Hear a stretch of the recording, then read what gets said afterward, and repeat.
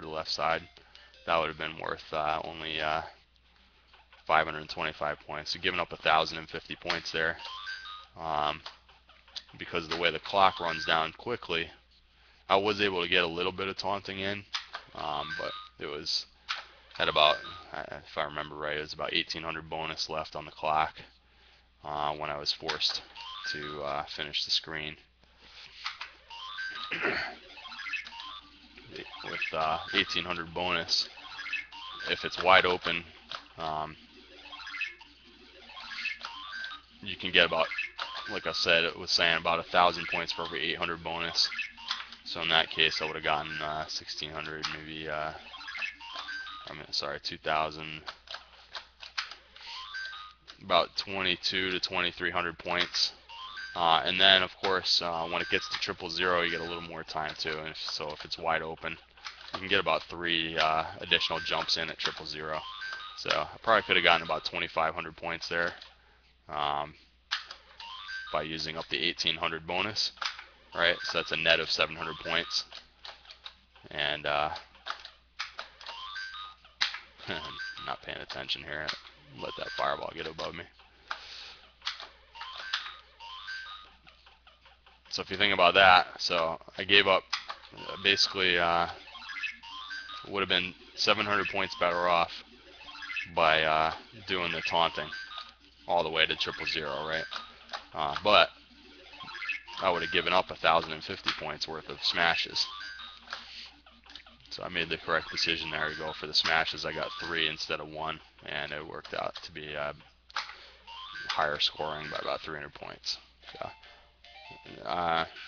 like I said, there's just a million areas of the game where decisions like that affect how well you're point pressing, how many points, what kind of pace you're going to be at. Here's another example where I should go for that free pass, but it kind of got blocked off there, so I went ahead and grabbed the hammer. It turns out to be pretty good. So that's 1,300 points there.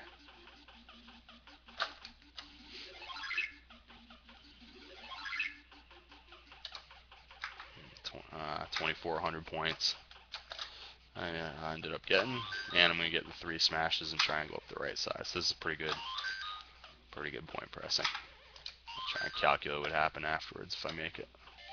Yeah, so with the free pass you'd get 6,800. I ended up getting 4,900, so that's 1,900 points lost off the bonus. But I got 2,400 points on the smashes and an additional prize of 800 points. That's 3,200 points gained, only 1,900 points lost. So I net an additional 1,300 points by point pressing that screen. 2,400 points was actually slightly below the expected value of 525 times 5 would be whatever that is, 2,625 points. So even though I was had below average luck with the point values of the smashes, I still ended up gaining 1,300 points there.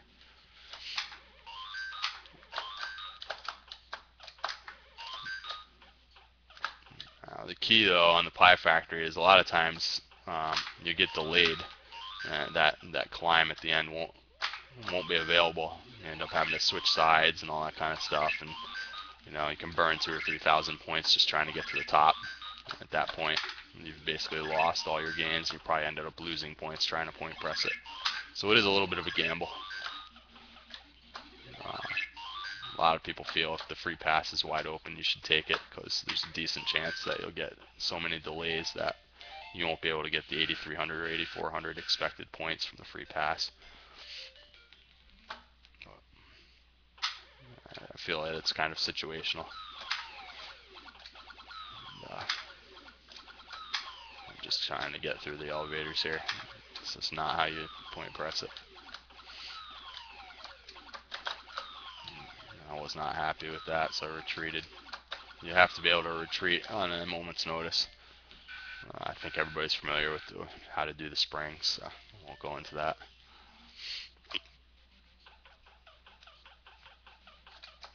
So again, I'll talk about the barrels here. I'm looking to try and wait now.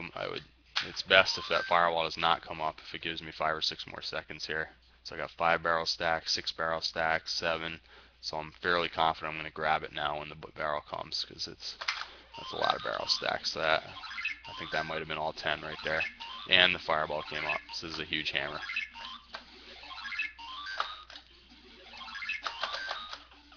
Everybody has their own way of trying to steer these barrels. I like to kind of go from right to left. And unless I counted wrong, I think that was 12, which is a huge number of smashes.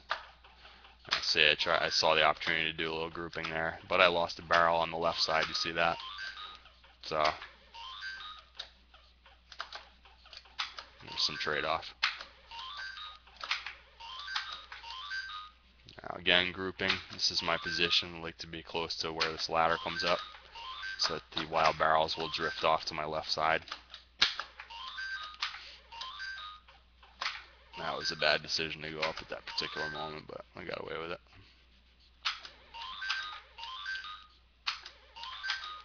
The trade-off on the way, and when you go down to regroup, when you're trying to get back up, you got traffic coming most of the time, right? And it's a little bit of a waste to be so careful coming back up that you dump a lot of points, you know, like steering barrels out of the way and stuff like that, because you just went down for the rejump.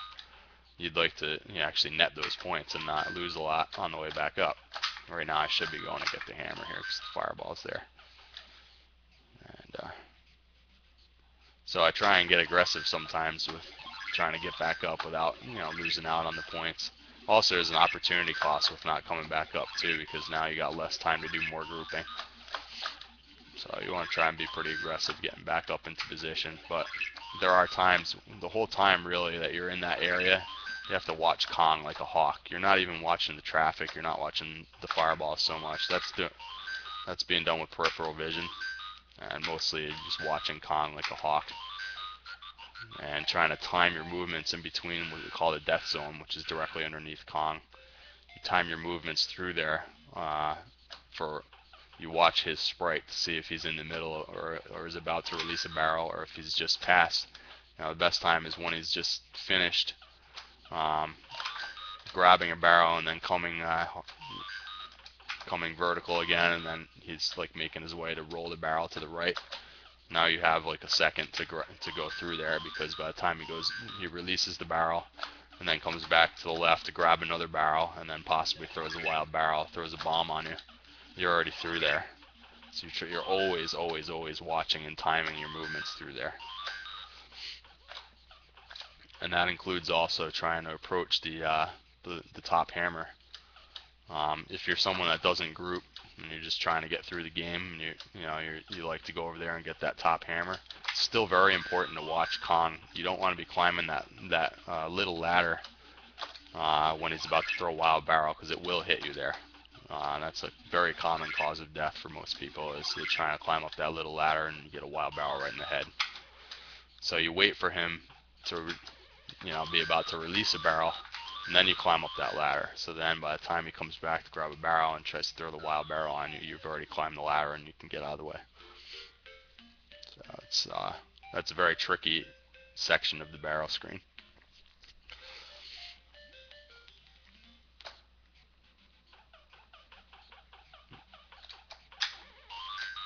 Really, when as you play this game, it's one of the interesting things about it from a gameplay perspective is that you have a lot of immediate and like horizontal threats that you're trying to deal with, but at the same time you have to have some peripheral vision and be watching Kong. Even down here, I'm sort of have like an eye on him to see if he's throwing a wild barrel. And also, at the same time, you have to be watching what's going on below to see if a fireball's coming up. So you got threats coming from above, threats coming from below, and then obviously all the traffic coming at you horizontally. And it takes a while to get all that, to be able to process all that, and to be able to watch it all effectively, just to have a lot of vision. So right now I'm literally just watching him mostly and keeping like half an eye on the barrels.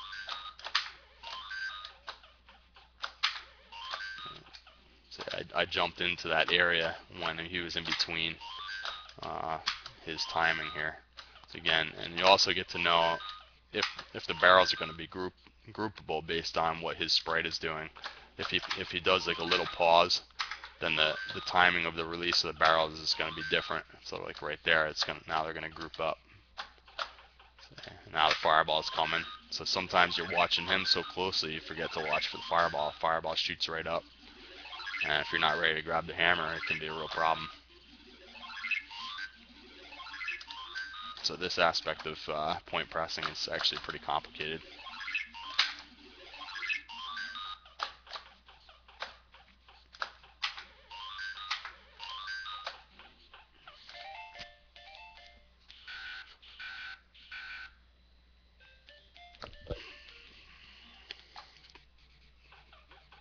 So I'll wait for the fireballs to pop out and then come try and beat that pie.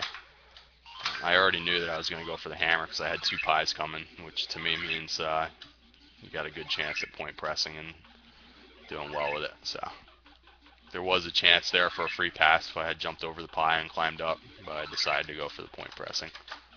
I decided that pretty early on. Now I'm going to go for it, and got it. Hopefully, if I don't get screwed here.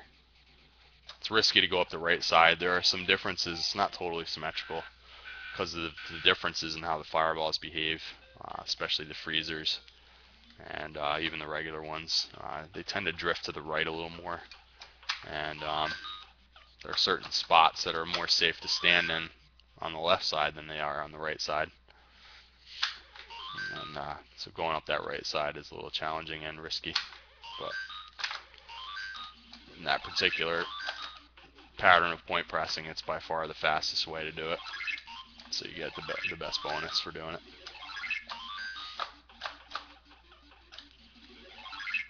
There's another trick on the bottom hammer is when you first grab the bottom hammer, I'm not really looking that closely at the ones that are like coming right ready to smash, or the ones like just the one level above me. I'm looking to steer the ones way up at the top, because there's plenty of time with the hammer, and the ones that are like one level above you, they're gonna roll around and you're gonna smash them anyway. There's no reason to go through the trouble of steering those ones if you're gonna get them anyway. So start out by trying to steer the ones at the top so that I can get them, by the time the hammer runs out.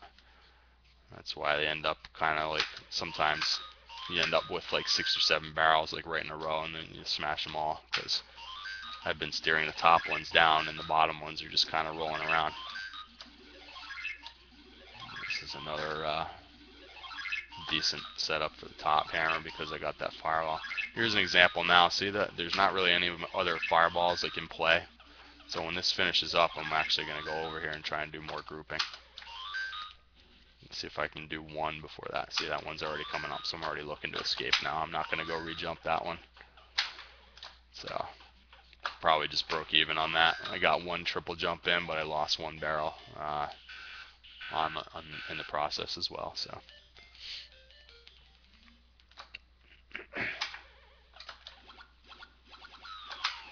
This is, again, not point pressing the elevators, just skip the prizes. I'm just trying to move on here.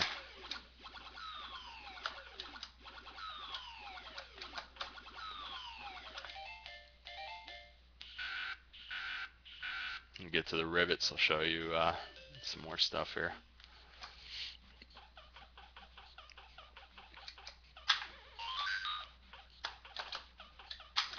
Anyway, what I just told you about steering the barrels actually is a pretty big. I don't want to say it's like a secret, but it's an important difference between how some of the top players actually play.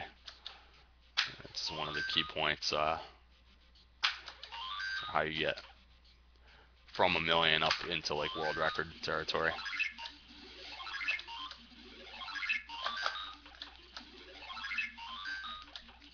So I'm looking at that top one. I'm looking at the top one again.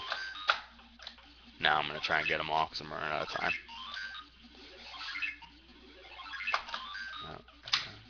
That one just didn't steer. I was in position to steer it. He just didn't steer. They're not 100% steerable, but Yeah, it's pretty close. So sometimes they don't steer.